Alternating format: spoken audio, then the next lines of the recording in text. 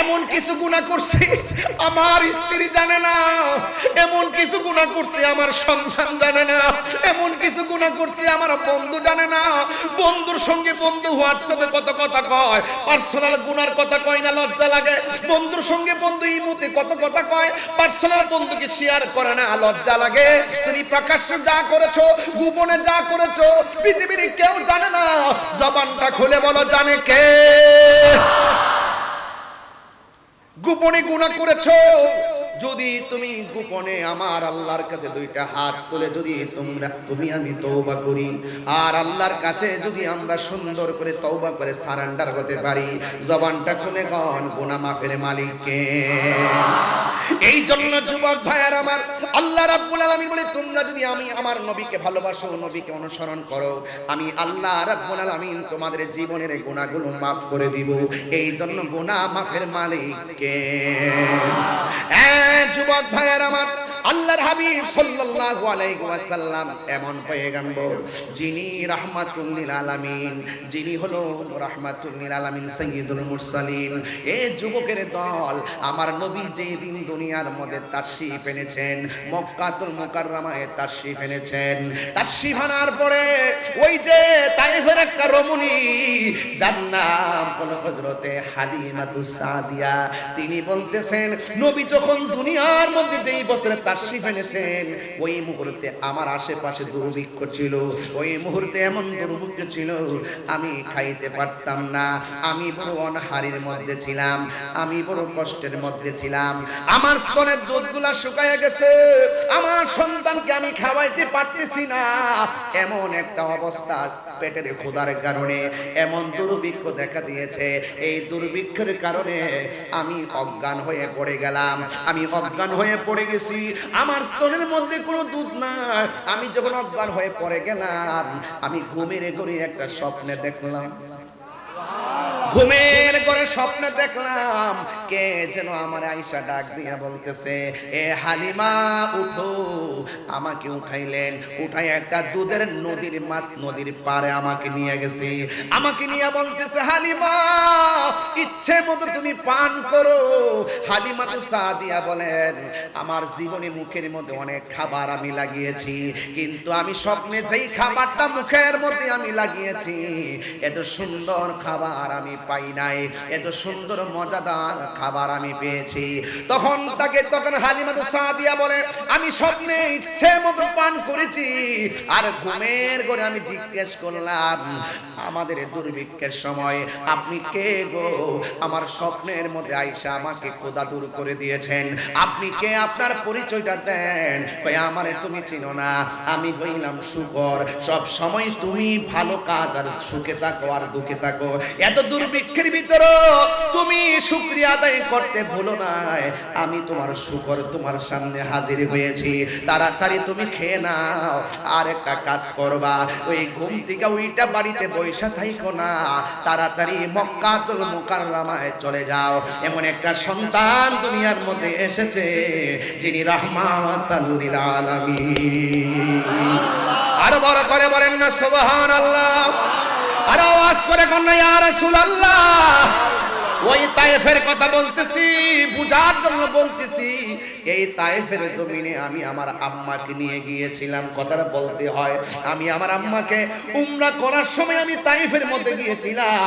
ওই হালিমাতুস সাদিয়া, যেই হালিমা যেই ঘরের ভিতরে নামাজ পড়তো, ওই ঘরের মাঝে আমার আম্মা নামাজের মুসল্লা ফালায়া নামাজ পড়েছে। ওই জায়গাটা নিজের হাত দিয়া ছুঁয়ে দিয়ে এসেছি। আমার মাকে নিয়ে আমি সেই মা হালিমাতুস সাদিয়ার বাড়িতে গেলাম। ওখান থেকে আমার নবী যেই জায়গার ভিতরে খেলা, যেই জায়গার ভিতরে আমার রাসূল ঘোরাফেরা করতেন, সেই জায়গাটা আমি দেখে এসেছি। ও বন্ধুরে, ওই জায়গা থেকে আমি চলে এসেছি তায়েফের ওই জায়গায়, যেই জায়গার ভিতরে আল্লাহর হাবিবকে পাথর দিয়ে দিয়ে তাগড়া তাগড়া যুবকের দল আমার নবীকে পাথর দিয়ে আঘাত করত। ওই জায়গাটা আমি নিজের চোখে গিয়ে দেখে এসেছি। আল্লাহর কসম করে বলি, ওই জায়গাটা এখনো আছে রে। আমি ওই জায়গার ভিতরে গিয়ে দেখলাম একটা পাথর, অনেকগুলা মানুষ পাথরটা দেখতেছে। আমার আম্মাকে নিয়ে আমি সেখানে গেলাম, ওই পাথরটা আমি দেখলাম। একটা পাকিস্তানি বলতেছে এই পাথরটা কোনটা জানেননি? আমি বললাম পাথরটা কিসের পাথর? কয় কাফেররা যখন আমার নবীকে পাথর মেরেছিল, আমার নবীর গায়ে মুবারকের ভিতরে এমন ভাবে রক্ত মুবারক ঝরেছে, আসমান থেকে জিবরাইল নবীর সামনে একটা পাথরের মধ্যে দাঁড়াইয়া কয় নবী গো, নবী গো, ও মায়ার নবী, একটা বার শুধুমাত্র আমারে অর্ডার দেন, তায়েফের উপরের পাহাড়গুলো দিয়ে কাফেরদেরকে আমি শেষ করে ফেলবো। আমারে ওয়াজ দিবেন নবীর চরিত্র নিয়ে কথা বলার জন্য। দেখেন আমার নবীর চরিত্র কেমন।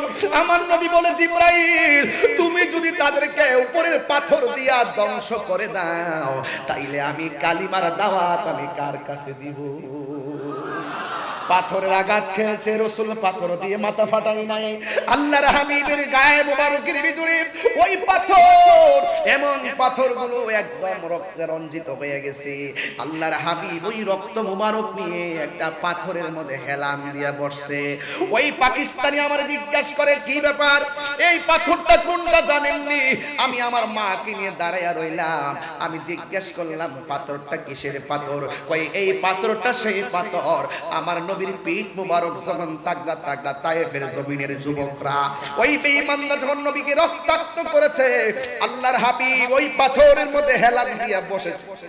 পিঠের মধ্যে যেই রক্ত মুবারক গুলা ছিল, ওই রক্ত মুবারক গুলা পাথরে চুষে চুষে খেয়ে নিয়েছে। আমি সেখানে গিয়ে দেখলাম এখনো পর্যন্ত সেই পাথরের গায়ে আল্লাহর হাবিবের রক্ত মুবারকের চিহ্ন মুবারক দেখা যায়। পাকিস্তানিরা ছবি তুলে, সৌদি আমরা ছবি তুলে, আমি তো বাংলায় নবীর ক্যানভাসার, আমার তো আর মন ভরে না। পাকিস্তানের পায়ের ফাঁক দিয়ে আমার মাথাটা ঢুকাইছি, লম্বা লম্বা মানুষ, এই মানুষের পায়ের ফাঁক দিয়ে মাথাটা ঢুকাইয়া পুরা ভিডিও করতেছে। আর আমি বাংলার পাগল তাহিরি নবী গো কইয়া মোবাইলে ভিডিও ধারণ করি নাই, আমার জিহ্বা দিয়া পাথরের মধ্যে লেখন দিতে শুরু করলাম, লেখন দিতে শুরু করলাম। হায়রে পৃথিবীর মানুষ, কি দিয়া নবীর চিনামু? আমার নবীর পাথর মুবারক, ওই জায়গার ভিতরে জিহ্বা দিয়া নাড়া দিছি। এই পাথরটার সামনেই হলো একটা মসজিদ, মসজিদের একটা কোণা দিয়া কার্পেট আছে, কার্পেট, ওই সব মসজিদ শুকনা, একটা কোণা দিয়া শুধুমাত্র পানি উঠতেছে, চুয়াইতেছে চুয়াইতেছে। পাকিস্তানিরা আমার পাগলামি দীক্ষা কই এইটাই শুধু না, আরো আছে।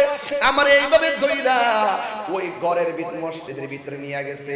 নেওয়ার পরে আমার নবীজি যেই জায়গার মধ্যে পাথরের আঘাত খাইয়া উম্মতি উম্মতি বলে কেঁদে কেঁদে চোখের পানি মোবারক ফেলেছে, ওই সেজদার জায়গার ভিতরে আমি যাইয়া দেখি কার্পেটটা উঠাইয়া ওই জায়গাটা ভিজে আছে, এখনো চোয়াইতেছে, অতীতের ইতিহাস থেকে চোয়াইতেছে। যেই জায়গায় রাসূল চোখের পানি মোবারক ছেড়েছে, ওই জায়গার ভিতরে আমার নবীজি সেজদার পানি মোবারক গুলা দেখলাম। সবাই মোবাইল দিয়ে ফ্ল্যাশ লাইট দিয়ে দেখতেছে, আর আমি পাগল পায়ের ফাঁক দিয়া মুখটা ঢুকাইয়া হাত দুইটা দিয়া পানি মোবারকে ধরলাম, দইরা আমার এই পানিটা বালু সহকারে আমার মুখের মধ্যে মেসেজ করলাম, গলার মধ্যে মেসেজ করলাম, করে করে নবীরে জানান দিলাম চোখের পানি ফালাইয়া, ইয়া রাসূলুল্লাহ ইয়া হাবিবাল্লাহ, এই জায়গার ভিতরে আপনাকে পাথর মেরেছে, ইয়া রাসূলুল্লাহ আপনি তাদেরকে ক্ষমা সুন্দর দৃষ্টিতে দেখে আপনার ভালোবাসাটা এমন ভাবে দিয়ে গিয়েছেন, আজকে এই জায়গার ভিতরে যে সময় আপনি এসেছেন তারা পাথর মেরেছে, আজকে আমরা সেই জায়গা স্বাধীন করে দিয়ে গিয়েছেন বলে আপনার প্রেমের নিদর্শন দেখে দেখে আমাদের অশান্ত মন সান্ত্বনা করতে পারি। ওই জায়গায় যাইতে চান কি চান না? ওই জায়গাটা দেখার পর আমি আর বরদাস্ত করতে পারি নাই, আমি পায়ের ফাঁক দিয়া মাথাটা ঢুকাইয়া ওই যে বালু জায়গা আর পানি মোবারকটা দেখা যায়, কার্পেটটা উল্টাইয়া আমার জিহ্বা দিয়া চাটতে শুরু করলাম। আল্লাহর কসম করে বলি, এত সুন্দর ঘ্রাণ আমার নাকের মধ্যে লেগেছে, জিন্দেগিতেও এমন সুন্দর ঘ্রাণ লাগে নাই। আরো চিৎকার মেরে কন্যা আল্লাহু আকবার। এই জন্য নবীর ভালোবাসা কেমন হতে হবে? আল্লাহর হাবিব সাল্লাল্লাহু আলাইহি সাল্লাম বলেছেন, লা ইউমিনু আহাদুকুম হাত্তা আকুনা আহাব্বা ইলাইহি মিন ওয়ালিদিহি ওয়া ওয়ালাদিহি ওয়ান নাসি আজমাইন।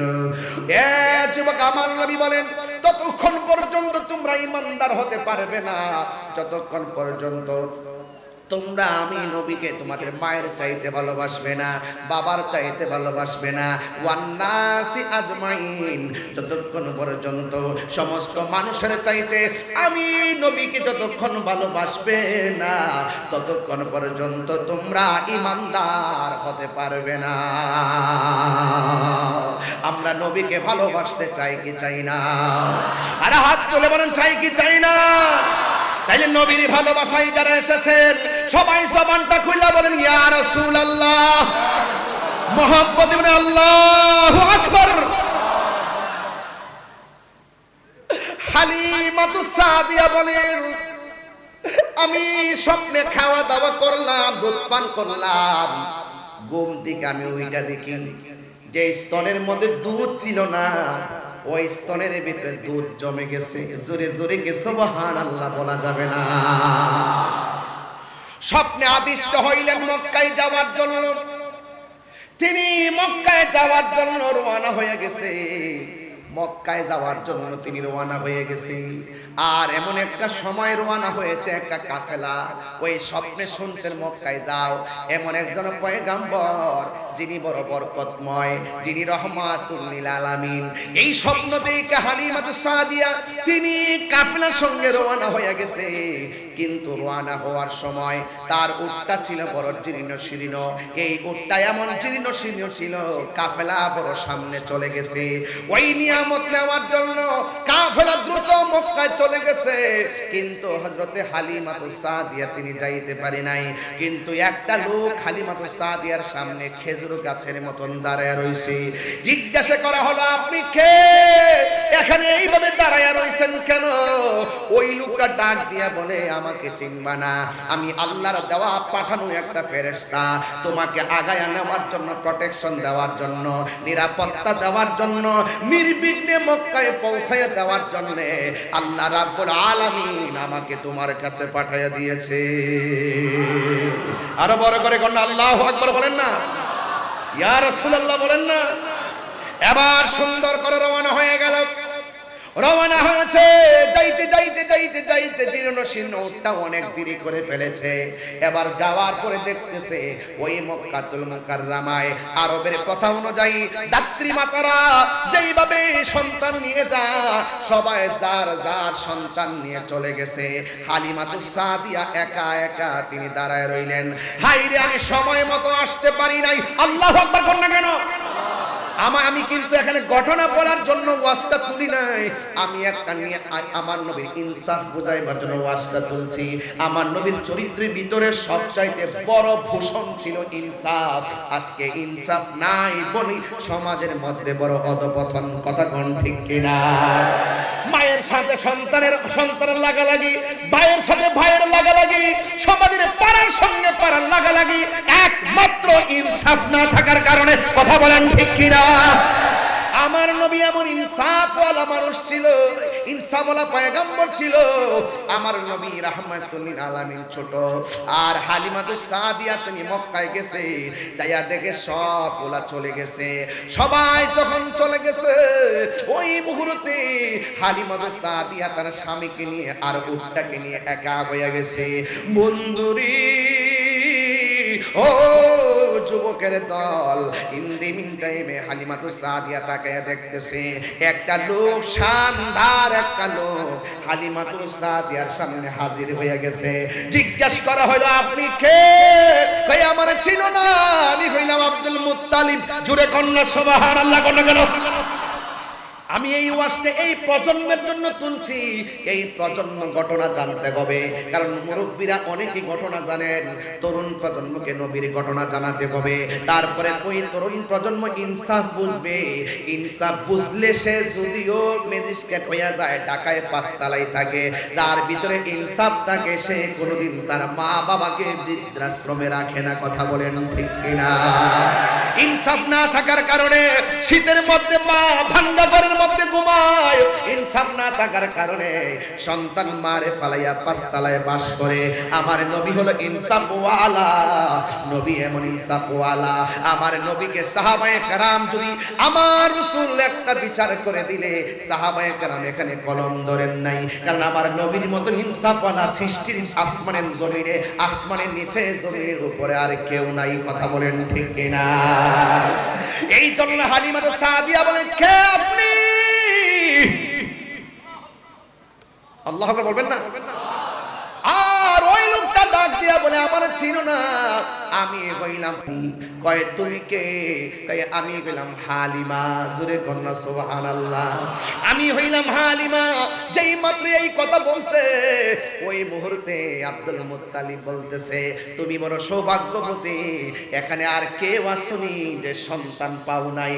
এবার হালিমা বলে, আমার উটটা ছিল জীর্ণ শীর্ণ, আমি ছিলাম দুর্বল, আমার উটটা নিয়ে আসতে দেরি হয়ে গেছে, আমি সন্তান পাই নাই। কয় একজন সন্তান আছে, এই সন্তানটাকে অনেকে দুর্বল মনে করে তারা নেই নাই, অনেকে মনে করে ছেলেটা এতিম। আসলে আমার নবী কি এতিম নাকি বাদশা? আর জোরে খান, আর জোরে। নূরে মুহাম্মদ সাল্লাল্লাহু আলা, তুমি বাদশার বাদশাহ। জবান খুলেন। নূরে মুহাম্মদ সাল্লাল্লাহু আলা, তুমি বাদশাহ বাদশাহ কামলে ওয়ালা, তুমি বাঁচানে ওয়ালা, তুমি তরানে ওয়ালা। হাত তুলে, হাত তুলে। তুমি বাঁচানে ওয়ালা, তরানে ওয়ালা, তুমি গায়েবের খবর দেনে ওয়ালা, তুমি গায়েবের খবর দেনে ওয়ালা। নূরে মুহাম্মদ সাল্লাল্লাহু আলা, তুমি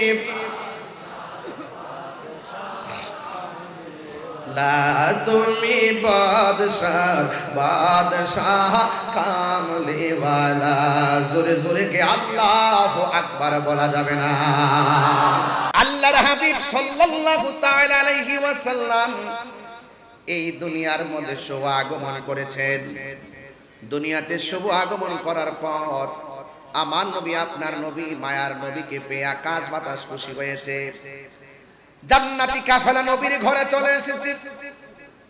আল্লাহর হাবিব সাল্লাল্লাহু তাআলা আলাইহি ওয়াসাল্লাম সুন্দর করে আমাদেরকে নৈতিক আদর্শের কথা বলেছেন, কিভাবে চরিত্র গঠন করতে হবে তা বলেছেন। নবী পাক চলেছেন, নবীর চরিত্র এত সুন্দর ছিল, মক্কাতুল মুকাররমা এত ষড়যন্ত্রের ভিতরেও নবীর চরিত্র আদর্শের কারণে, আল্লাহ রাব্বুল আলামিনের হাবিবের এত সুন্দর আদর্শের কারণে, এত সুন্দর ব্যবহার, এই সুন্দর ব্যবহারের কারণে মক্কার কাফেররা পর্যন্ত আল্লাহর হাবিবকে আল আমিন উপাধি দিয়েছে। আমার যুবক ভাইয়েরা, আমার মুরব্বী বাবাজিরা, এই জন্য আমার নবী, আপনার নবী রাহমাতুল লিল আলামিনের উপরে সুদীর্ঘ 23 বছরের অবস্থার আলোকে কোরআনটা নাজিল করেছেন। ওই কোরআনের ভিতরে আল্লাহ রাব্বুল আলামিন বলে দিয়েছেন, মা আতাকুমুর রাসূলু ফাখুযুহু ওয়া মা নাহাকুম আনহু ফান্তাহু। যা কিছু বলেছেন কোরআনের মধ্যে আল্লাহ বলেছেন তোমাদের জন্য যা কিছু কল্যাণকর, আল্লাহর হাবিব আল্লাহর পক্ষ থেকে কোরআনের ভিতরে যা কিছু আদিষ্ট হয়েছে তার ভিতরে যা কিছু কল্যাণকর তা তোমরা গ্রহণ করো, আর যা থেকে নিষেধ করেছেন তা থেকে তোমরা দূরে থাকো। এখন আপনারা জবান খুলে বলুন, আমার নবী কি নামাজের পক্ষে না বিপক্ষে? আর জোরে কোন পক্ষে না বিপক্ষে? আমার নবী আপনার নবী নামাজের পক্ষে। আমার নবী বলেছেন সাল্লু কামা রাআইতুমুনি উসাল্লি, তোমরা এমন ভাবে নামাজ পড়ো যেমন ভাবে আমি নবী নামাজ পড়ি। সুবহানাল্লাহ বলবেন না? এই জন্য আমার যুবক ভাইয়েরা, নবীরে যদি আপনি ফলো না করেন, আমার রাসূল বলেছেন তোমরা আমি নবীকে অনুসরণ করো।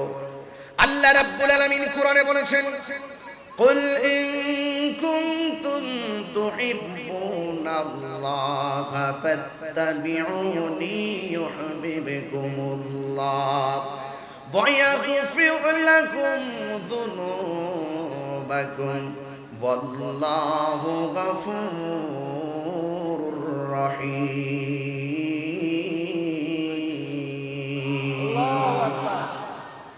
আল্লাহ রাব্বুল আলামিন কোরআনে বলেছেন এ দুষ্ট হাবিব আপনি বলে দিন তোমরা যদি আল্লাহকে ভালোবাসতে চাও, রাসূল বলেন ফাত্তাবিউনি, আমি নবীকে অনুসরণ করো, আমি নবীকে ভালোবাসো। আমি নবীকে যদি ভালোবাসো, আমরা প্রায় সময় মাহফিলে বলি তুমি জীবন তুমি মরণ, আধার ঘরে তুমি আপন, তুমি জীবন তুমি মরণ, আধার ঘরে তুমি মোদের পাহাড়ের তরি, তুমি তুমি নিদানে তরানেওয়ালা, ইয়া রাসূলুল্লাহ ইয়া হাবিবাল্লাহ, ইয়া রাসূলুল্লাহ ইয়া রাসূলুল্লাহ, তুমি মোদের আশার আলো, তাই তো তোমায় তুমি মোদের আশার আলো, তাই তো তোমায় আর হৃদয় নামের ফুলদানিতে হৃদয় গেতে রেখেছি প্রেমের মালা, ইয়া রাসূলুল্লাহ ইয়া হাবিবাল্লাহ, ইয়া রাসূলুল্লাহ হাবিবাল্লাহ, ইয়া রাসূলুল্লাহ ইয়া রাসূলুল্লাহ। একটা জবান বন্ধ রাখবেন না। আমি ধীরে ধীরে ঘটনার দিকে চলে যাব। আমার নবীর চরিত্র বিভিন্ন সময় কেমন ছিল, আমার নবী কাফেরের সঙ্গে কেমন ব্যবহার করতেন, আমার নবী ওই ইহুদিদের সঙ্গে কেমন ব্যবহার করতেন। আমার নবীর ব্যবহার এত সুন্দর, যেই নবীর ব্যবহার শুনি না কাফেররা পর্যন্ত তলোয়ার নিয়ে এসেছিল নবীকে অনেক সময় মারার জন্য। নবীর সুন্দর ব্যবহার শুনে ওই কাফেররা কালিমা পরে মুসলমান হয়ে গেছে। এই জন্য নবীর চরিত্রের মাঝে ভালোবাসা আছে না নাই, ধৈর্য আছে না নাই?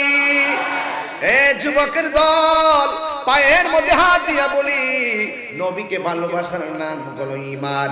নবীকে যারা ভালোবাসবেন আমার আল্লাহ স্বয়ং আপনার অভিভাবক হয়ে যাবে। আল্লাহ যখন অভিভাবক হয়ে যাবে, আপনার ডানে বিপদ, বামে বিপদ, সামনে বিপদ, পিছনে বিপদ, এই বিপদ আপনাকে কিছুই করতে পারবে না। এমন একটা সময় ছিল যেই সময়ের ভিতরে প্রকাশ্য আল্লাহর জিকির আর নবীর নাম নেওয়া অনেক কষ্ট ছিল। ওই মুহূর্তে পর্যন্ত সাহাবায়ে কেরাম আমার নবীকে এমন ভাবে ভালোবাসা প্রদর্শন করেছেন, এমন ভাবে নবীকে ধারণ করেছেন, হাজার বিপদ থাকার পরেও নবীর প্রতি ভালোবাসার কারণে ওই সাহাবায়ে কেরামদেরকে হেফাজতে রেখেছেন কে? এই আল্লাহ রাব্বুল আলামিন বলছেন, আল্লাহু ওয়ালিয়ুল্লাযীনা আমানু ইউখরিজুহুম মিনাজ যুলুমাতি ইলান নূর।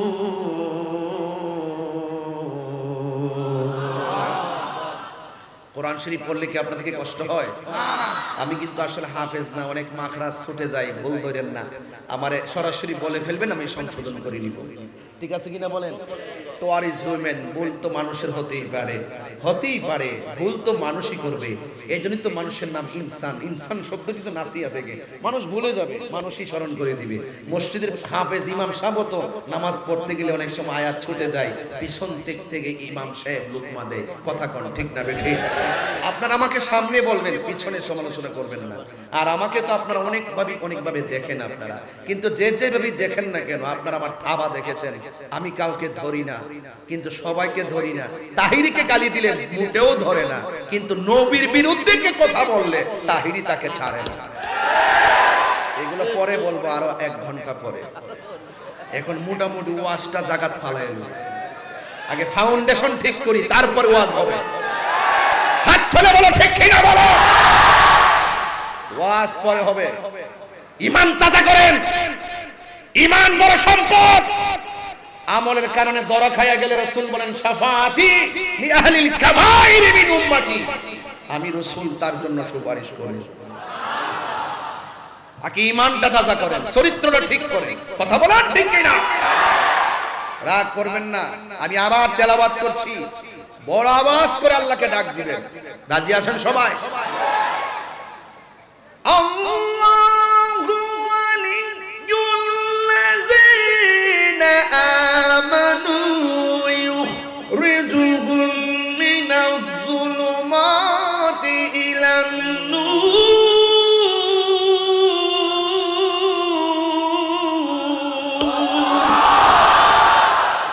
ঘোষণাকার, আরো জোরে ঘোষণাকার। আল্লাহ বলছেন, যারা ঈমানদার আমি আল্লাহ তাদের অভিভাবক। আল্লাহ যদি অভিভাবক হয় আর আমি যদি মুমিনটা হয়েই যাই, তাইলে প্রতিয়াতে আমারে কে কি কইব না কইব এগুলো টেনশন করার দরকার আছে? খোদাই প্রোটেকশন আছে না নাই? যতই বিপদ হোক না কেন, ডানে বিপদ, বামে বিপদ, সামনে বিপদ, পিছনে বিপদ, অন্ধকার, আল্লাহ রাব্বুল আলামিন ঈমানের কারণে ওই অন্ধকার থেকে আমার আল্লাহ তাকে আলোর পথে নিয়ে যাবে। এই জন্য আমার যুবক ভাইরা, আল্লাহর হাবিব বলেছেন, আল্লাহ রাব্বুল আলামিন বলেন, হ্যাঁ বন্ধু আপনি বলে দিন, তোমরা যদি আমি নবীর আল্লাহর ভালোবাসা পেতে চাও, আমি নবীকে তোমরা অনুসরণ করো। এরপর আমি নবীকে যদি অনুসরণ করো, আল্লাহ রাব্বুল আলামিন তোমাদেরকে ভালোবাসবেন। আল্লাহকে প্রশ্ন করি, আল্লাহ আমরা তো আপনাকে ভালোবাসি ইবাদতের মাধ্যমে, আমরা তো আপনাকে স্মরণ করি নামাজের মাধ্যমে, রোজার মাধ্যমে, হজের মাধ্যমে, যাকাতের মাধ্যমে। আমরা যদি নবী আল্লাহকে ভালোবাসবো, নবীকে ভালোবাসবো, আল্লাহর ভালোবাসা পেয়ে যাব। আমরা তো তোমাকে ভালোবাসি ইবাদতের মাধ্যমে, তুমি আমাদেরকে এই ভালোবাসার প্রতিদান আমাদেরকে কি দিবা? আল্লাহ রাব্বুল আলামিন কোরআনের মধ্যে বলে দিয়েছেন, ইউহিব্বুকুমুল্লাহ, আমি আল্লাহ তোমাদেরকে ভালোবাসবো। কিন্তু আমার আল্লাহ বলেন, তোমরা যদি আমার বন্ধু নবীর ইতাআত করো, আমি আল্লাহ রাব্বুল আলামিন ওয়া ইয়াগফির লাকুম যুনুবাকুম ওয়াল্লাহু গফুরুর রহিম। ওয়া ইয়াগফির লাকুম যুনুবাকুম ওয়াল্লাহু গফুরুর রহিম।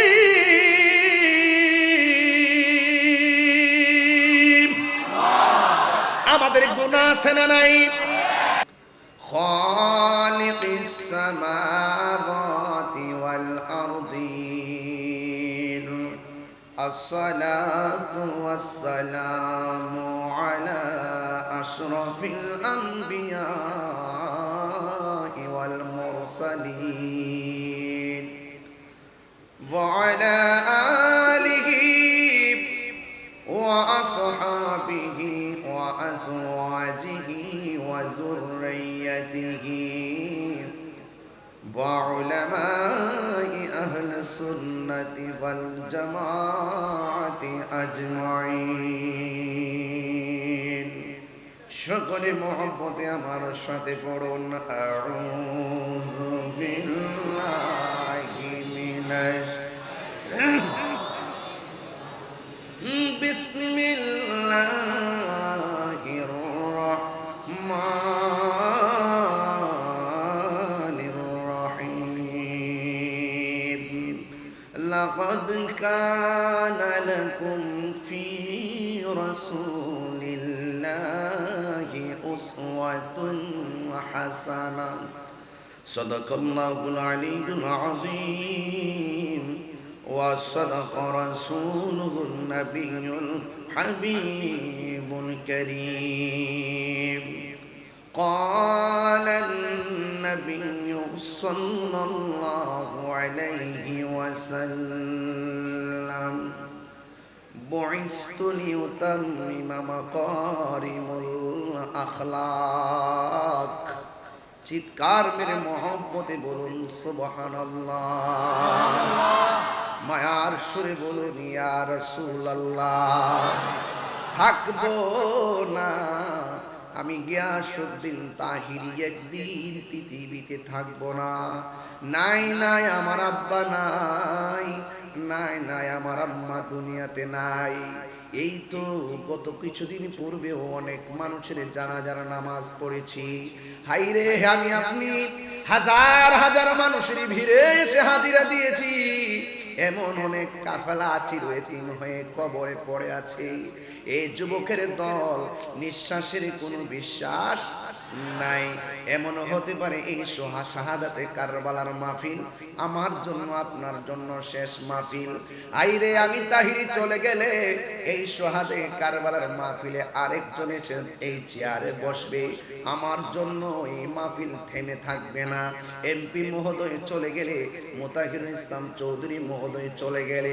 ওনার জায়গায় আরেকজন এমপি হবে ওনার চলে যাওয়ার পরে জায়গাটা খালি থাকবে না এই মাহফিলের কমিটি একের পর এক চলে গেলে ওনার জন্য মাহফিলের কাজ থেমে থাকবে না এই জন্য যুবক ভাইরা আমার পায়ের মধ্যে হাত দিয়া বলি নিঃশ্বাসের কোনো বিশ্বাস নাই এই জন্য যে কোনো মুহূর্তে আমার কাছে আপনার কাছে আজরাইল চলে আসতে পারে আজরাইলের থাবা বড় ভয়ঙ্কর যারা পড়েছে তারা একমাত্র জানে এই বৃষ্টির ভিতরে প্রত্যেকটা কবরস্থানের কবরের উপরে পানি পড়তেছে আর বৃষ্টির পানি দিয়া কবরগুলোতে মানুষের হাড্ডিগুলো বাসতেছে আমি আপনি ঘরের মধ্যে আনন্দে উল্লাসে সুন্দর করে চলতেছি ঈদের দিন নতুন জামা গায়ে লাগাইতেছি কিন্তু আমি জানি কত কয়েক বছর আগে সম্ভবত 8-9 বছর আগে হবে এই মাহফিলের শ্রোতা হিসাবে অনেক মানুষ ওয়াজ শুনেছেন আমি এসে ওয়াজ করেছিলাম কিন্তু এই 8-10 বছরের ভিতরে অনেক মানুষ অন্ধকার কবরে চলে গেছে এমন মানুষ সমাজে আছে না নাই এই জন্য যুবক নীরবে নিভৃতে আদবের সাথী আখিরাতের চিন্তা করে নিজের জীবনের গুনাহগুলোকে গাটুরি বেঁধে সওয়াবের আশায় গুনাহ মাফের আশায় আমার নবীর উপরে মহব্বতে দুরূদ শরীফ পড়েন আল্লাহুম্মা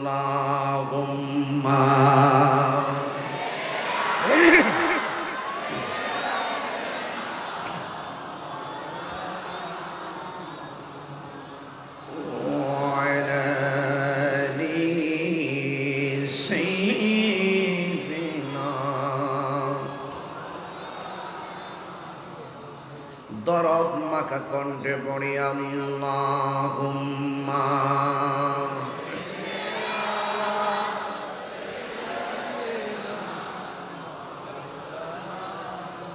محمد وعلى آل سيدنا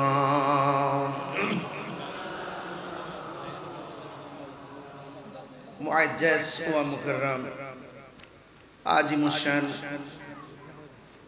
পটিয়া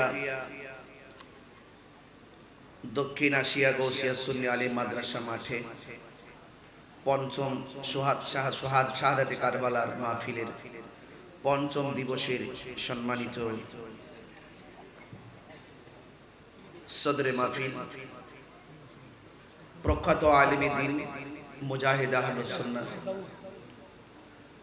বদরুল ফুকাহা শামসুল উলামা আহলুস সুন্নাত ওয়াল জামাআত বাংলাদেশ কেন্দ্রীয় পরিষদের সম্মানিত চেয়ারম্যান, আমার অত্যন্ত পরম শ্রদ্ধেয়, যিনি আমাকে অত্যন্ত স্নেহ করেন, আমাকে অনেক দোয়া করেন, হযরতুল হাজ আল্লামা কাজী মুহাম্মদ মুঈনুদ্দিন আশরাফি মাদ্দাজিল্লাহুল আলী, আল্লাহ পাক হুজুর হায়াতের মধ্যে বরকত দান করুন।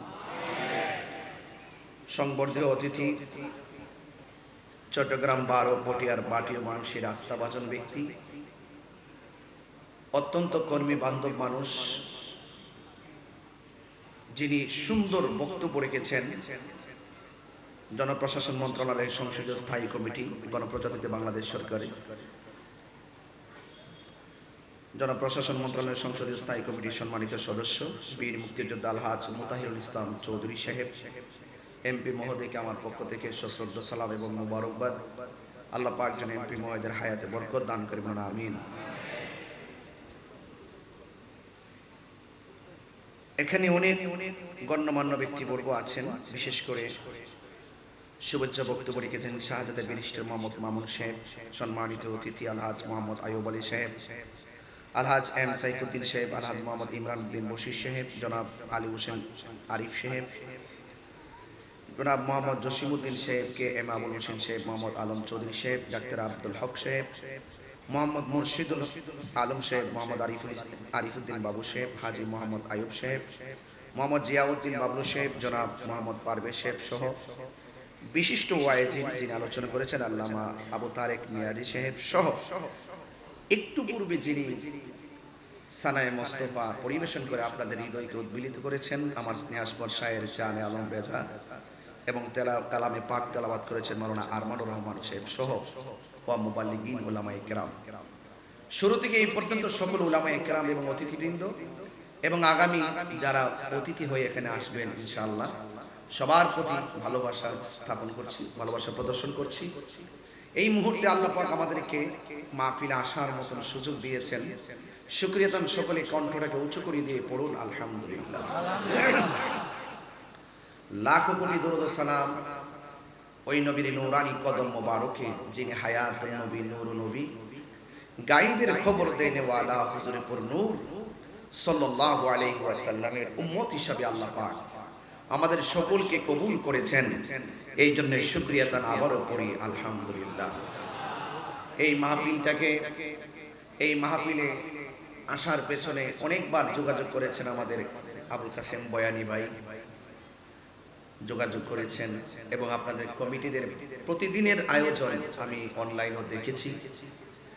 আমার মনে হয় 4 দিন আপনার মাঠে চেয়ার ছিল, তাই না? চেয়ার ছিল। আমি ফোন করে বলেছি যে এই চেয়ারগুলো সরিয়ে দিলে মানুষ বেশি বসতে পারবে। তাহলে মোটামুটি অনেক মানুষ বেশি বসতে পারছে না? অনেক লোক আপনারা বাহিরে গাছতলায়, বাসতলায়, মসজিদের বারান্দায় আপনারা দাঁড়িয়ে আছেন। আপনাদের সেই ভালোবাসা দেখে আমি অত্যন্ত অভিভূত হয়েছি। তো আপনারা জানেন যে আমি গতকাল পটিয়া উচ্চ বিদ্যালয়ের মাঠে প্রোগ্রাম করেছি। আজকে এখানে আগামীকাল জন্নতুল ফালাই প্রোগ্রাম। আপনারা আমার জন্য খাস করে দোয়া করবেন যেন সুন্নিয়তের কাজগুলো দ্বিধাহীন চিত্তে করতে পারি এবং বলিষ্ঠ কণ্ঠে যেন আমার নবীর পক্ষের কথাগুলো বলতে পারি। আল্লাহ যেন আপনাদের সকলকে আমল করার তৌফিক দান করে, বলুন আমিন। ইন্তেজামিয়া কমিটি আমাকে একটি বিষয় দিয়েছেন, একটি আয়াত আমাকে বেঁধে দিয়েছেন। সেই আয়াতটি আমি আপনাদের সামনে তেলাওয়াত করেছি। এই আয়াত এবং এক টুকরো হাদিসের আলোকে রাসূল পাক যে মূলতই আমাদের জন্য, আমাদের চলার পথের মডেল, এই বিষয়টা আমি আপনাদের সামনে তুলে ধরব এবং আপনাকে আমাকে রাসূল পাকের সেই কথাগুলো, সেই চলার পথের পাথেইগুলো আমাদেরকে হৃদয়ে ধারণ করতে হবে। কারণ there is no God but Allah, Muhammad is the messenger of Allah. আল্লাহ ছাড়া কোনো মাবুদ নাই। আল্লাহর হাবিব আমার আল্লাহর রাসূল। রাসূলকে ভালোবাসলেই আল্লাহকে পাওয়া যাবে। রাসূলের সঙ্গে বিরোধিতা করলে আল্লাহকে পাওয়া যাবে না। এই সূত্রটা আপনাদেরকে মনে রেখে রাসূল পাকের মহব্বতকে হৃদয়ে ধারণ করতে হবে। আল্লাহর হাবিব এই দুনিয়ার মধ্যে শুভ আগমন করেছেন। শুভ আগমন করার পর সবাই খুশি, কিন্তু মিস্টার মালাউন ইবলিস খুশি হইতে পারে নাই। কথা বলেন ঠিক না বেঠিক? তো নবীর আগমনে আমরা খুশি না বেজার? আরো বড় করে বলুন, খুশি। সেই নবীর আগমন হওয়াতে আমরা খুশি, নবীকে পেয়ে আমরা সব সময় খুশি। এই জন্য যুগ যুগ ধরে যারা নবীর পক্ষে ছিল তারা নাজাত পেয়ে যাবে, যারা নবীর বিরুদ্ধে যাবে তারা ধ্বংস হয়ে যাবে। রাসূল যা বলেছেন তা আপনাকে করতে হবে। রাসূল করিম সাল্লাল্লাহু আলাইহি সাল্লাম যা বলেছেন তা আপনাকে করতে হবে। যা বলছেন করো, করতে হবে। নবীজির কথা হাকিকতে কার কথা? আল্লাহর কথা। রাসূল নিজের মন গড়া কিছু বলে না। ওয়ামা ইয়ানতিকু আনিল হাওয়া ইন হুয়া ইল্লা ওয়াহয়ুন ইউহা। রাসূল পাক আল্লাহর নির্দেশ ছাড়া মন গড়া কোনো কথা বলে না। এই জন্য আমার এই 4 দিন পর্যন্ত শুহাদায়ে কারবালা আহলে বায়াতের স্মরণে মহব্বতে অনেক আলোচনা করে শুনেছেন আপনারা। আমাকে আজকে যে বিষয়টা বেঁধে দিয়েছেন সেই বিষয়ের উপরে আমি আলোচনা করব। তার এই আয়াতের আলোকে কিছু কথা এবং রাসূল করিম সাল্লাল্লাহু আলাইহি সাল্লামের চরিত্রের বিভিন্ন দিক নিয়ে আলোচনা করার কথা আমাকে বলেছেন। সেই বিষয়গুলো নিয়ে আমি আলোচনা করব, কিন্তু আপনাদের কাছে দুইটা জিনিস আমি কামনা করি। একটা হলো ধৈর্য, আরেকটি হলো মনোযোগ। যার জীবনে ধৈর্য বেশি তার জীবনে সফলতা বেশি। যার জীবনে ধৈর্য কম তার জীবনে হতাশা বেশি। as-sabru মিফতাহুল ফালাহ। ধৈর্য হলো সাফল্যের চাবিকাঠি। আর ইন্নাল্লাহা মা'আস সাবিরিন। নিশ্চয়ই ধৈর্যশীলদের সঙ্গে একজন রয়েছেন। জবান খুলে বলুন তিনি কে? আরো বড় করে বলুন তিনি কে? আল্লাহ। সে আল্লাহ, আল্লাহকে চিনানোর জন্য, সেই আল্লাহ, আল্লাহকে বোঝানোর জন্য, সেই আল্লাহ, আল্লাহ পাকের শান আজমতকে বোঝানোর জন্য যুগে যুগে এই পৃথিবীতে নবী রাসূল পাঠিয়েছেন। যেই যুগে যেই উম্মতের মাঝে যেই রাসূল এসেছেন সেই যুগের সেই উম্মত, সেই নবীকে মানা ছিল ফরজ। তো সেই ধারাবাহিকতায় আমার আল্লাহর হাবিবকে আমার আল্লাহ সর্বপ্রথম সৃষ্টি করেছেন যখন শুধু আল্লাহই ছিল আর কেউ ছিল। Allah is Allah, Allah is our almighty and our creator.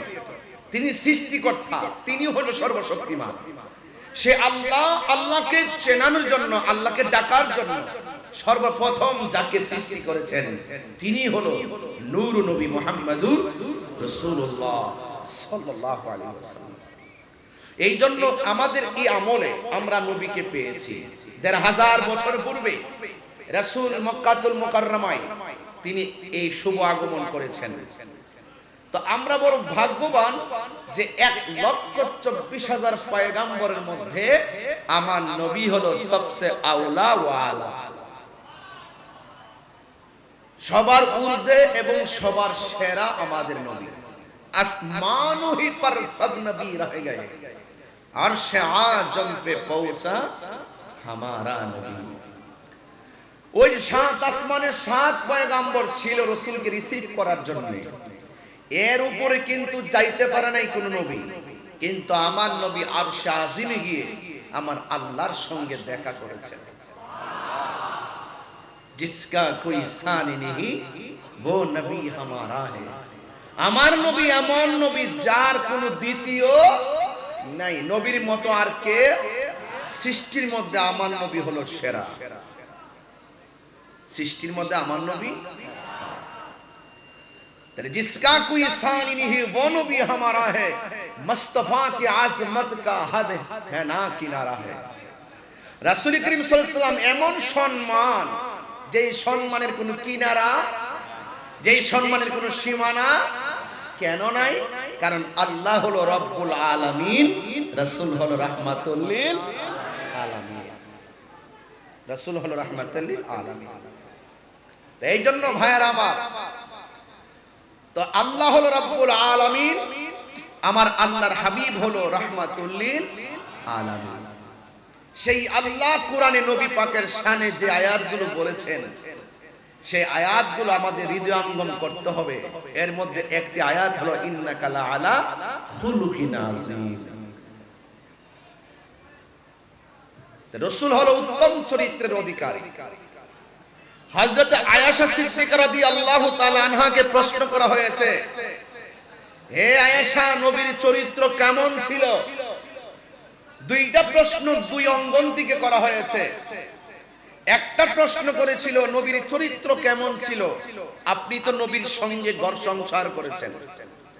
আজকে এমন কিছু মানুষ আছে এই জমিনে, রাসূল করিম সাল্লাল্লাহু আলাইহি সাল্লামকে, রাসূল করিম সাল্লাল্লাহু আলাইহি সাল্লাম যে আয়েশা সিদ্দিকা রাদিয়াল্লাহু তাআলা আনহাকে বিয়ে করেছেন, সেই বিয়েকে কেন্দ্র করে রাসূল পাকের উপরে বিভিন্ন কালিমা লেপন করতে চাই। নাউজুবিল্লাহ, জোরে বলেন। মুখ সাবধানে কথা বলবে, লাগাম দিয়ে কথা বলতে হবে। রাসূল যখন আম্মা জান খাদিজাতুল কুবরা রাদিয়াল্লাহু তাআলা আনহাকে বিয়ে করেছিলেন, তখন রাসূল পাকের বয়স কত ছিল?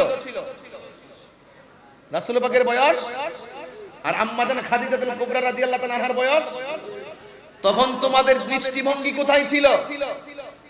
আম্মা জান খাদিজাতুল কুবরা রাদিয়াল্লাহু তাআলা আনহার বয়স তো 40 আর নবী পাকের বয়স হলো 25। তোমরা আমার নবী পাককে আয়েশা সিদ্দিকারে দিয়ে তোমরা কালিমা লেপন করতে চেষ্টা করো, তোমার আমার এই চেষ্টা ব্যর্থ হয়ে যাবে। কেন ব্যর্থ হয়ে যাবে?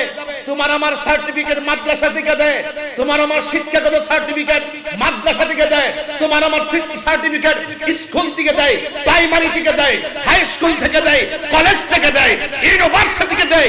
এই জন্য তোমার আমার সার্টিফিকেট বিভিন্ন প্রতিষ্ঠান থেকে দেয়, কিন্তু তোমার আমার সার্টিফিকেট, চরিত্রের সার্টিফিকেট দেওয়ার মতন কোন প্রতিষ্ঠান এই দুনিয়াতে নাই। কিন্তু আমার নবী পাকের চরিত্রের প্রতিষ্ঠান হলো স্বয়ং আল্লাহ, স্বয়ং আল্লাহ।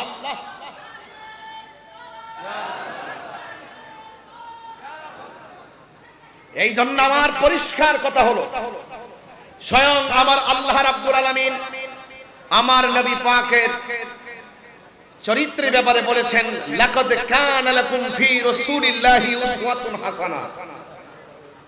নবী পাক সাল্লাল্লাহু আলাইহি সাল্লামের মাঝেই আছে তোমাদের জন্য উত্তম আদর্শ।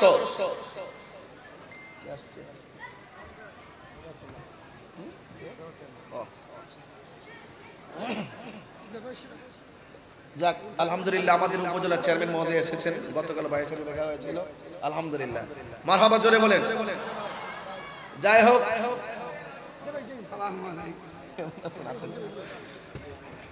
আমার নবীর চরিত্রে কোনো দাগ আছে? যারা আমার নবীর চরিত্রের বিরুদ্ধে কথা বলে এদের কি ঈমান আছে? এই জন্য মুখে লাগাম দিয়ে কথা বলতে হবে। আল্লাহ যদি হাসরের ময়দানে আপনাকে অ্যাটাক করে, নবী পাক সাল্লাল্লাহু আলাইহি সাল্লামকে যদি আপনি দুনিয়াতে রাজি রাখতে পারেন, আপনার কোন আমলের কারণে যদি আল্লাহ আপনাকে পাকড়াও করে, আমার নবী আপনাকে ছুটাইয়া নিয়ে যাবে। আর নবী যদি কাউকে পাকড়াও করে, নবী যদি কাহার প্রতি অসন্তুষ্ট হয়ে যায়, আল্লাহ রাব্বুল আলামিন বলেন, হে বন্ধু, আপনি যদি ক্ষমা না করেন আমি আল্লাহ তাকে ছাড়ব না। তার মানে বুঝতে হবে আমার নবী হলো আমাদের উত্তম মডেল। এই জন্য আয়েশা সিদ্দিকা রাদিয়াল্লাহু তাআলা আনহাকে প্রশ্ন করা হয়েছিল, হে আয়েশা, হে আয়েশা, রাসূলের চরিত্র কেমন? আয়েশা সিদ্দিকা রাদিয়াল্লাহু তাআলা আনহা বললেন যে গোটা কোরআন শরীফটাই রাসূলের চরিত্র। আচ্ছা, আয়েশা সিদ্দিকা এই উত্তরটা কেন দিলেন? অন্যভাবে দিতে গেলে তো অনেক ব্যাখ্যা করতে হয়, অনেক কিছু বোঝাতে হবে, আর এটা শেষ নাই। এক কথাই কেন কোরআনের কথা বললেন? কোরআনের কথা এই জন্যই বললেন কারণ কোরআন শরীফ এমন একটা গ্রন্থ যেই গ্রন্থটার শুরুতেই আল্লাহ বলছেন যালিকাল কিতাবু লা রাইবা ফিহি। এই কোরআনটা এমন একটা গ্রন্থ যেই কোরআনে চুল পরিমাণ কোনো সন্দেহ, কই কোরআনে যেমন কোনো সন্দেহ নাই, কোরআনের একটা অক্ষরকে যে অস্বীকার করতে পারবে না, কোরআনের একটা জের জবরকে অস্বীকার করতে পারবে না, কোরআনের একটা আয়াতকে অস্বীকার করতে পারবে না, কোরআনে পাকের একটা অক্ষরকে কেউ পরিবর্তন করতে পারবে না। যেমন এই কোরআনটা যেমন সত্য, আমার রাসূল পাকের চরিত্র এমন সত্য যে চরিত্রের মধ্যে কোনো সন্দেহ নাই। তিনি হলেন উত্তম চরিত্রের অধিকারী। চিৎকার বের করুন সুবহানাল্লাহ। কোরআনের উপর আঙ্গুল তুললে যেমন সন্দেহের আঙ্গুল তুললে যেমন ঈমান থাকবে না, নবী পাকের চরিত্র নিয়ে সন্দেহ করলে তারও ঈমান থাকবে না। কথা বলেন ঠিক কিনা?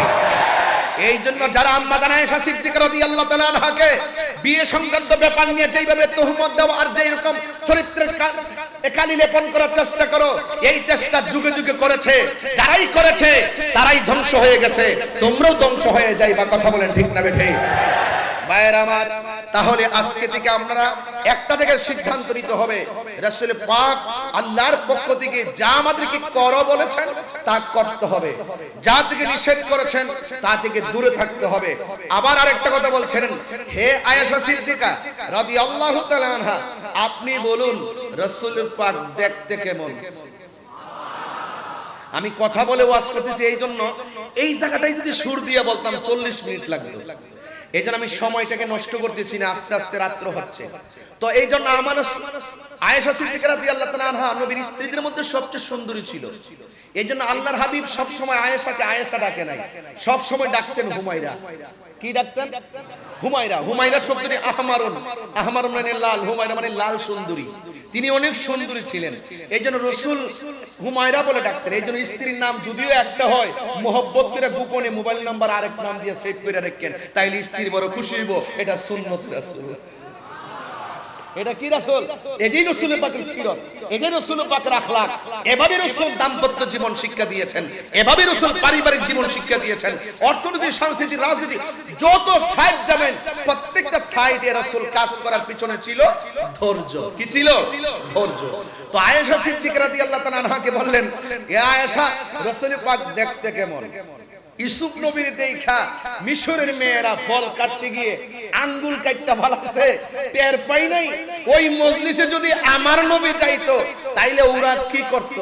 আয়েশা সিদ্দিকা বললেন, ওই মজলিসে যদি আমার নবী যাইতো, আমার নবী এত সুন্দর, নবী ইউসুফ নবীর দেখা মিশরের মেয়েরা ফল কাটতে গিয়ে আঙ্গুল কেটেছে, টের পাই নাই। আর আমার নবীকে যদি দেখতো, ওরা ফল দিয়া শুধু আঙ্গুল কাটা নয়, কলিজাটা কাইটা খান খান কইরা ফেলাইতো। এরপর যারা রাসূল আমাদের জন্য কত সুন্দর মডেল। লাকাদ কানা লাকুম ফি রাসূলিল্লাহি উসওয়াতুন হাসানা। চিৎকার মেরে কোন না সুবহানাল্লাহ। এজন্য রাসূল বলেন, বুইস্তু লিউতাম্মিমা মাকারিমাল আখলাক।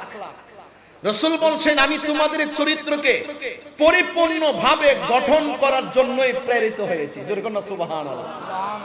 তাইলে আমার রাসূলকে আমরা ফলো করলে আমরা সহজেই আমরা আল্লাহকে পাবো। ঠিক কি না বলেন? আমার ভাইয়েরা, রাসূল দুনিয়ার মধ্যে শুভ আগমন করেছেন, এতে আমরা খুশি না বেজার? তাহলে সব সময় খুশি থাকতে হবে, নবীকে পেয়ে আমরা সব সময় খুশি। এই জন্য যুবক ভাইয়েরা আমার, আল্লাহর হাবিব সাল্লাল্লাহু তাআলা আলাইহি ওয়াসাল্লাম এই দুনিয়ার মধ্যে শুভ আগমন করেছেন। দুনিয়াতে শুভ আগমন করার পর আমার নবী, আপনার নবী, মায়ার নবীকে পেয়ে আকাশ বাতাস খুশি হয়েছে। জান্নাতি কাফেলা নবীর ঘরে চলে এসেছে। আল্লাহর হাবিব সাল্লাল্লাহু তাআলা আলাইহি ওয়াসাল্লাম সুন্দর করে আমাদেরকে নৈতিক আদর্শের কথা বলেছেন, কিভাবে চরিত্র গঠন করতে হবে তা বলেছেন। নবী পাক চলেছেন, নবীর চরিত্র এত সুন্দর ছিল, মক্কাতুল মুকাররমা এত ষড়যন্ত্রের ভিতরেও নবীর চরিত্র আদর্শের কারণে, আল্লাহ রাব্বুল আলামিনের হাবিবের এত সুন্দর আদর্শের কারণে, এত সুন্দর ব্যবহার, এই সুন্দর ব্যবহারের কারণে মক্কার কাফেররা পর্যন্ত আল্লাহর হাবিবকে আল আমিন উপাধি দিয়েছে। আমার যুবক ভাইয়েরা, আমার মুরব্বী বাবাজিরা, এই জন্য আমার নবী, আপনার নবী রাহমাতুল লিল আলামিনের উপরে সুদীর্ঘ 23 বছরের অবস্থার আলোকে কোরআনটা নাজিল করেছেন। ওই কোরআনের ভিতরে আল্লাহ রাব্বুল আলামিন বলে দিয়েছেন, মা আতাকুমুর রাসূলু ফাখুযুহু ওয়া মা নাহাকুম আনহু ফান্তাহু। যা কিছু বলেছেন কোরআনের মধ্যে আল্লাহ বলেছেন, তোমাদের জন্য যা কিছু কল্যাণকর আল্লাহর হাবিব আল্লাহর পক্ষ থেকে কোরআনের ভিতরে যা কিছু আদিষ্ট হয়েছে তার ভিতরে যা কিছু কল্যাণকর তা তোমরা গ্রহণ করো, আর যা থেকে নিষেধ করেছেন তা থেকে তোমরা দূরে থাকো। এখন আপনারা জবান খুলে বলুন, আমার নবী কি নামাজের পক্ষে না বিপক্ষে? আর জোরে কোন পক্ষে না বিপক্ষে? আমার নবী, আপনার নবী নামাজের পক্ষে। আমার নবী বলেছেন, সল্লু কামা রাআইতুমুনি উসাল্লি, তোমরা এমন ভাবে নামাজ পড়ো যেমন ভাবে আমি নবী নামাজ পড়ি। সুবহানাল্লাহ বলবেন না? এই জন্য আমার যুবক ভাইয়েরা, নবীরে যদি আপনি ফলো না করেন, আমার রাসূল বলেছেন তোমরা আমি নবীকে অনুসরণ করো। আল্লাহ রাব্বুল আলামিন কোরআনে বলেছেন, কুল ইন কুনতুম তুহিব্বুনাল্লাহা ফাত্তাবিউনি ইউহিব্বুকুমুল্লাহ ওয়া ইয়াগফির লাকুম যুনুবাকুম ওয়াল্লাহু গফুরুর রহিম।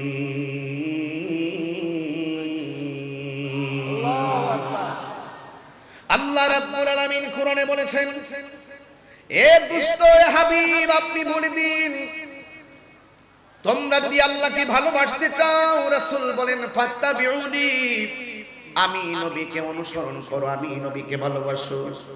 আমি নবীকে যদি ভালোবাসো, আমরা প্রায় সময় মাহফিলে বলি, নবী গো তোমার ভালোবাসায় আল্লাহর ওলি হওয়া যায়, নবী গো তোমার ভালোবাসায় জীবনের গুনাহ ঝরে যায়। আল্লাহুম্মা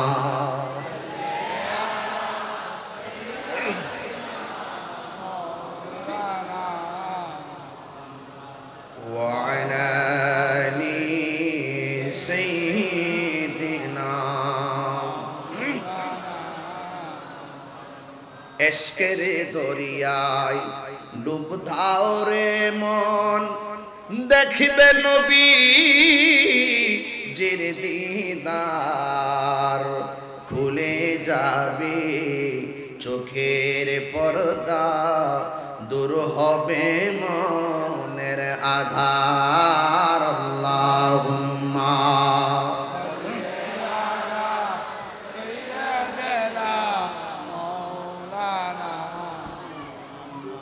ওয়া আলা আলি সাইয়্যিদিনা।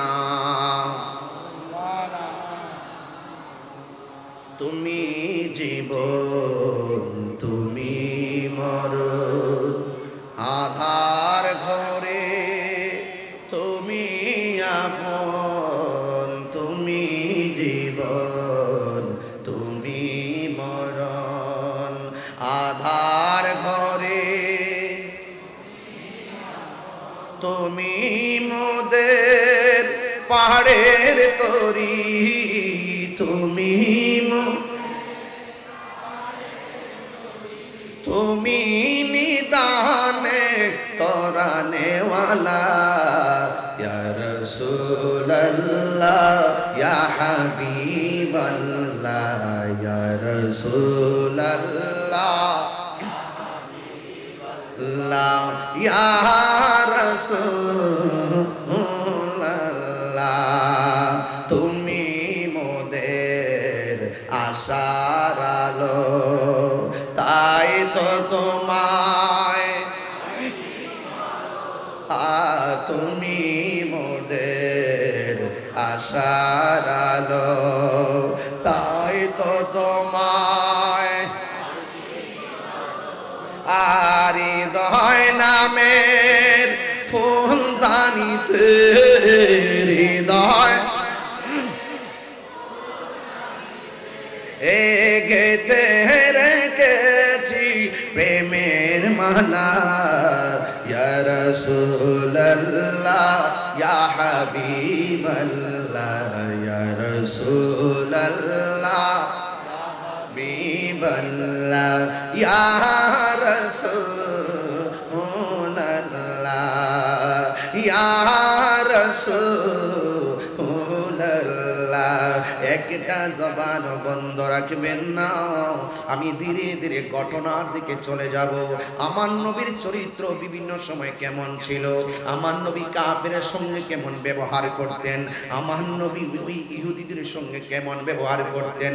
আমার নবীর ব্যবহার এত সুন্দর, যেই নবীর ব্যবহার শুনি না কাফেররা পর্যন্ত তলোয়ার নিয়ে এসেছিল নবীকে অনেক সময় মারার জন্য। নবীর সুন্দর ব্যবহার শুনে ওই কাফেররা কালিমা পরে মুসলমান হয়ে গেছে। এই জন্য নবীর চরিত্রের মাঝে ভালোবাসা আছে না নাই, ধৈর্য আছে না নাই? এ যুবকের দল, পায়ের মধ্যে হাত দিয়া বলি, নবীকে ভালোবাসার নাম হলো ঈমান। নবীকে যারা ভালোবাসবেন আমার আল্লাহ স্বয়ং আপনার অভিভাবক হয়ে যাবে। আল্লাহ যখন অভিভাবক হয়ে যাবে, আপনার ডানে বিপদ, বামে বিপদ, সামনে বিপদ, পিছনে বিপদ, এই বিপদ আপনাকে কিছুই করতে পারবে না। এমন একটা সময় ছিল যেই সময়ের ভিতরে প্রকাশ্য আল্লাহর জিকির আর নবীর নাম নেওয়া অনেক কষ্ট ছিল। ওই মুহূর্তে পর্যন্ত সাহাবায়ে কেরাম আমার নবীকে এমন ভাবে ভালোবাসা প্রদর্শন করেছেন, এমন ভাবে নবীকে ধারণ করেছেন, হাজার বিপদ থাকার পরেও নবীর প্রতি ভালোবাসার কারণে ওই সাহাবায়ে কেরামদেরকে হেফাজতে রেখেছেন কে? এই আল্লাহ রাব্বুল আলামিন বলছেন, আল্লাহু ওয়ালিয়ুল্লাযীনা আমানু ইউখরিজুহুম মিনাজ যুলমাতি ইলান নূর।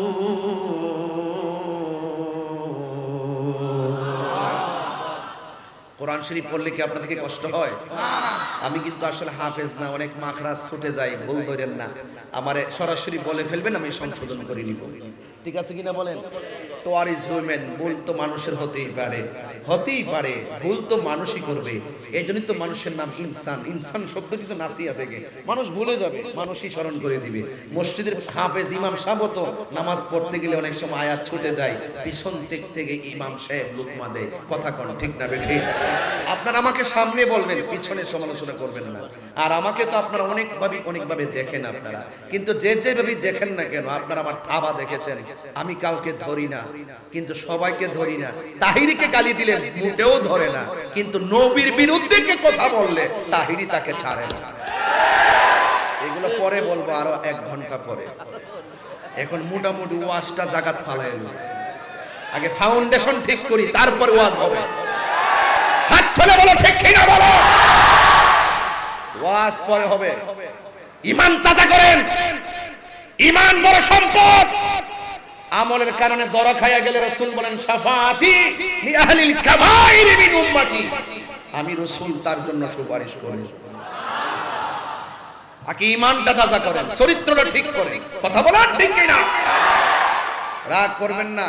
আমি আবার তেলাওয়াত করছি, বড় আওয়াজ করে আল্লাহকে ডাক দিবেন। রাজি আছেন সবাই? আল্লাহু ওয়ালিয়ুল্লাযীনা আমানু ইউখরিজুহুম মিনাজ যুলুমাতি ইলান নূর।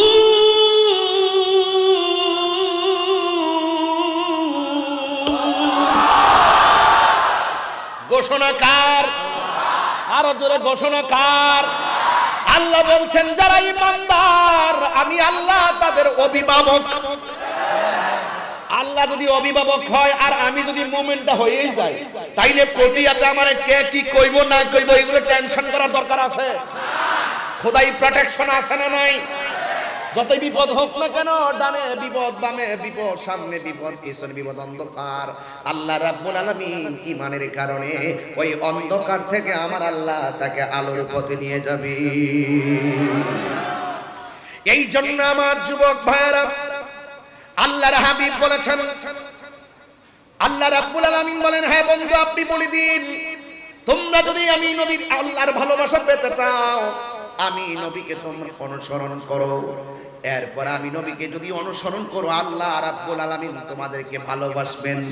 আল্লাহকে প্রশ্ন করি, আল্লাহ আমরা তো আপনাকে ভালোবাসি ইবাদতের মাধ্যমে, আমরা তো আপনাকে স্মরণ করি নামাজের মাধ্যমে, রোজার মাধ্যমে, হজের মাধ্যমে, যাকাতের মাধ্যমে।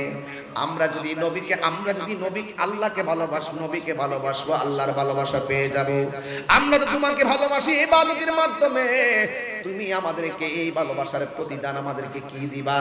আল্লাহ রাব্বুল আলামিন কোরআনের মধ্যে বলে দিয়েছেন, ইউহিব্বুকুমুল্লাহ, আমি আল্লাহ তোমাদেরকে ভালোবাসবো। কিন্তু আমার আল্লাহ বলেন, তোমরা যদি আমার বন্ধু নবীর ইতাআত করো, আমি আল্লাহ রাব্বুল আলামিন ওয়া ইয়াগফির লাকুম যুনুবাকুম ওয়াল্লাহু গফুরুর রহিম, ওয়া ইয়াগফির লাকুম যুনুবাকুম ওয়াল্লাহু গফুরুর রহিম।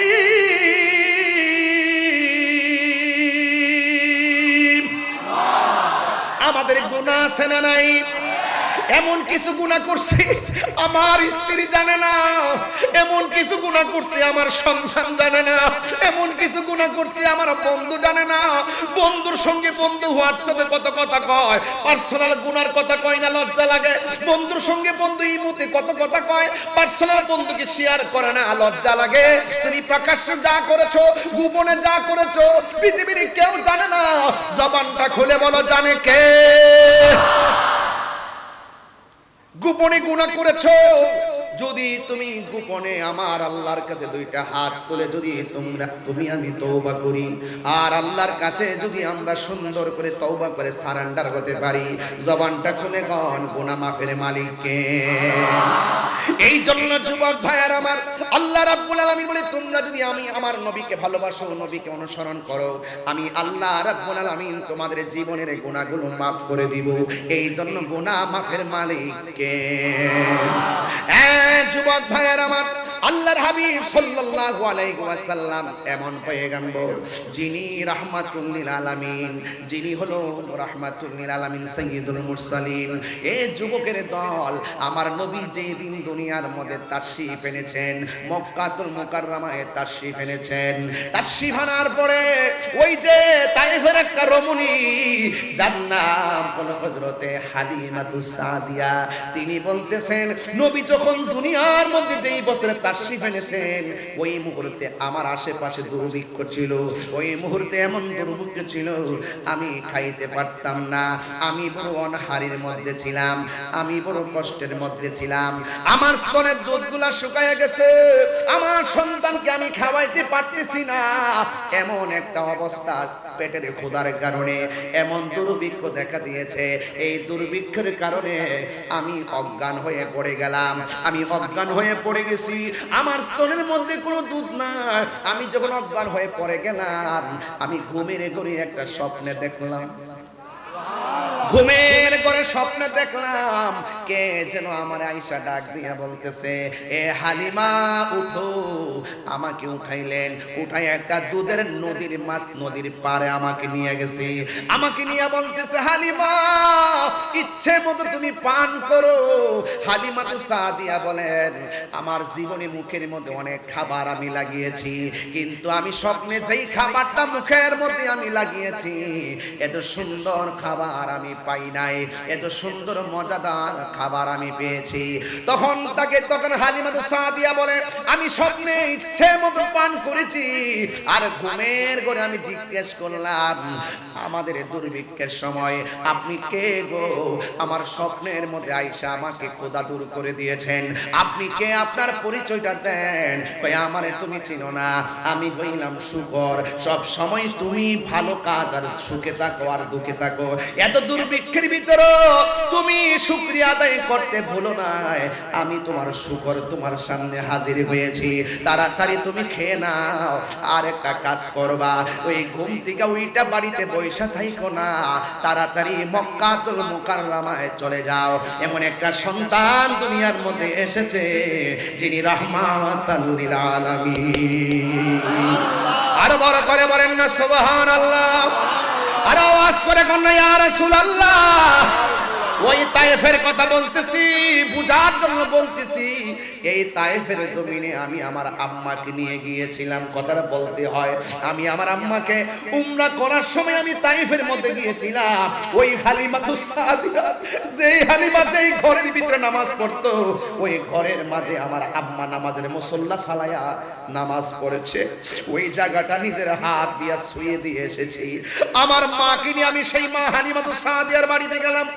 ওখান থেকে আমার নবী যেই জায়গার ভিতরে খেলা, যেই জায়গার ভিতরে আমার রাসূল ঘোরাফেরা করতেন, সেই জায়গাটা আমি দেখে এসেছি। ও বন্ধুরে, ওই জায়গা থেকে আমি চলে এসেছি তায়েফের ওই জায়গায়, যেই জায়গার ভিতরে আল্লাহর হাবিবকে পাথর দিয়ে দিয়ে তাগড়া তাগড়া যুবকের দল আমার নবীকে পাথর দিয়ে আঘাত করত। ওই জায়গাটা আমি নিজের চোখে গিয়ে দেখে এসেছি। আল্লাহর কসম করে বলি, ওই জায়গাটা এখনো আছে রে।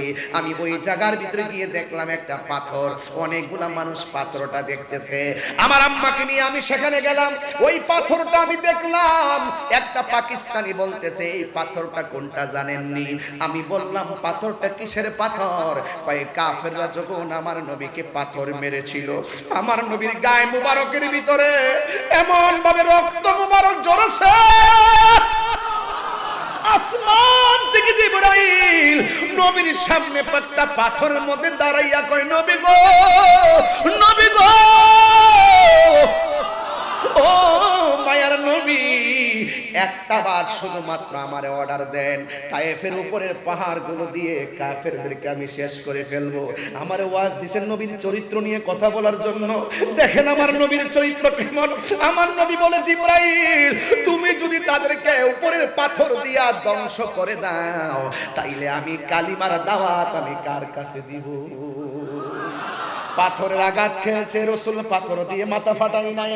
আল্লাহর হাবিবের গায়ে মুবারকের ভিতরে ওই পাথর, এমন পাথরগুলো একদম রক্তে রঞ্জিত হয়ে গেছে।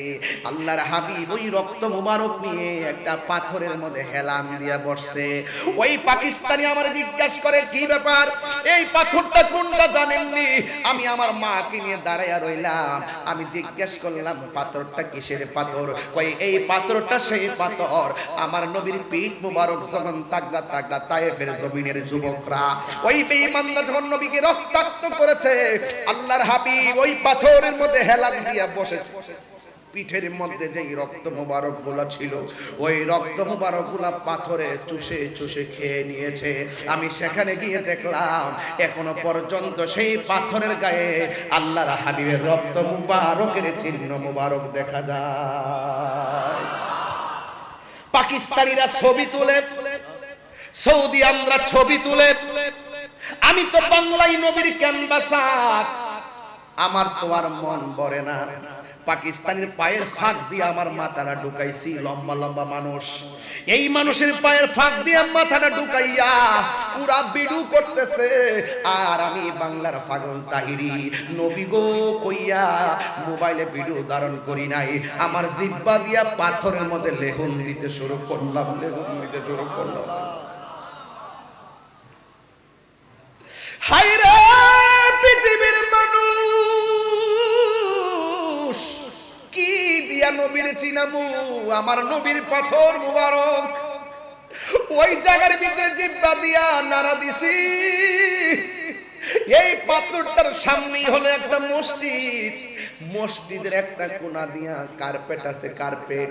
ওই সব মসজিদ শুকনা, একটা কোণা দিয়া শুধুমাত্র পানি উঠতেছে, চুয়াইতেছে চুয়াইতেছে। পাকিস্তানিরা আমার পাগলামি দীক্ষা কই এইটাই শুধু না, আরো আছে। আমার এইভাবে ধইরা ওই ঘরের ভিতর মসজিদের ভিতরে নিয়ে গেছে। নেওয়ার পরে আমার নবীজি যেই জায়গার মধ্যে পাথরের আঘাত খাইয়া উম্মতি উম্মতি বলে কেঁদে কেঁদে চোখের পানি মোবারক ফেলেছেন, ওই সেজদার জায়গার ভিতরে আমি যাইয়া দেখি কার্পেটটা উঠাইয়া ওই জায়গাটা ভিজে আছে, এখনো চোয়াইতেছে, অতীতের ইতিহাস থেকে চোয়াইতেছে।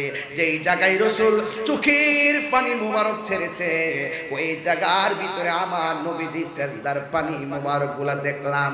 সবাই মোবাইল দিয়ে ফ্ল্যাশ লাইট দিয়ে দেখতেছে, আর আমি পাগল পায়ের ফাঁক দিয়া মুখটা ঢুকাইয়া হাত দুইটা দিয়া পানি মুবারকে ধরলাম, দইরা আমার এই পানিটা বালু সহকারে আমার মুখের মধ্যে মেসেজ করলাম, গলার মধ্যে মেসেজ করলাম, করে করে নবীরে জানান দিলাম চোখের পানি ফালাইয়া, ইয়া রাসূলুল্লাহ ইয়া হাবিবাল্লাহ, এই জায়গার ভিতরে আপনাকে পাথর মেরেছে, ইয়া রাসূলুল্লাহ আপনি তাদেরকে ক্ষমা সুন্দর দৃষ্টিতে দেখে আপনার ভালোবাসাটা এমন ভাবে দিয়ে গিয়েছেন, আজকে এই জায়গার ভিতরে যে সময় আপনি এসেছেন তারা পাথর মেরেছে, আজকে আমরা সেই জায়গা স্বাধীন করে দিয়ে গিয়েছেন বলে আপনার প্রেমের নিদর্শন দেখে দেখে আমাদের অশান্ত মন সান্ত্বনা করতে পারি।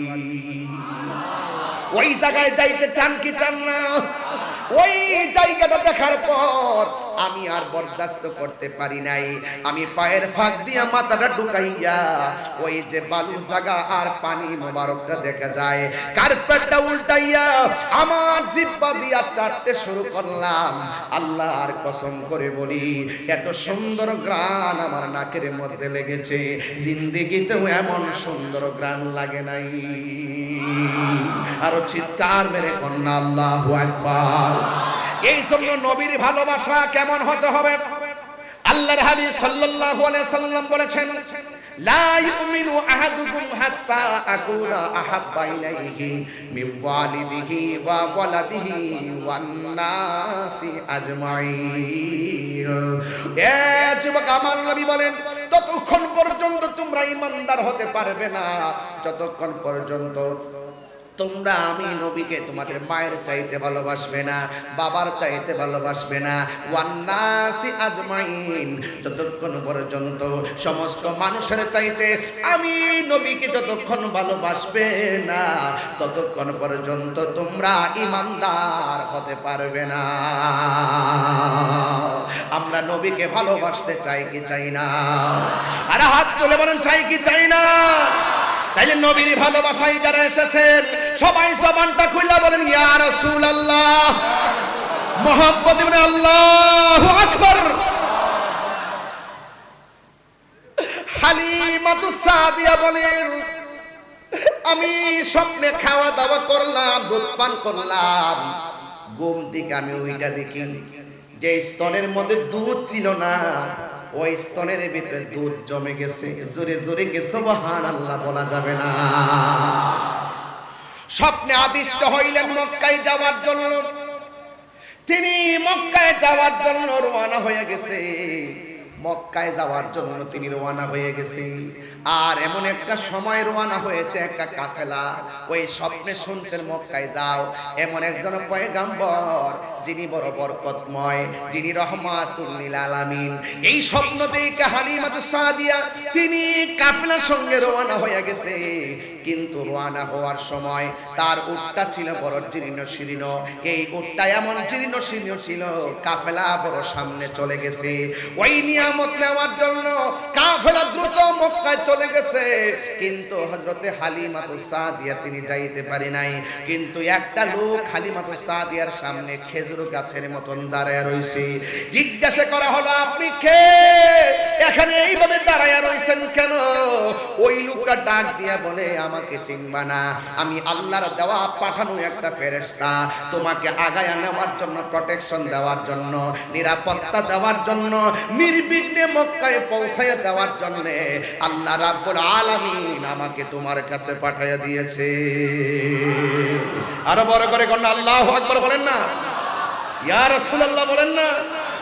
এবার সুন্দর করে রওনা হয়ে গেল, রওনা হয়েছে, যাইতে যাইতে যাইতে যাইতে জীর্ণ শীর্ণ উটটা অনেক দেরি করে ফেলেছে।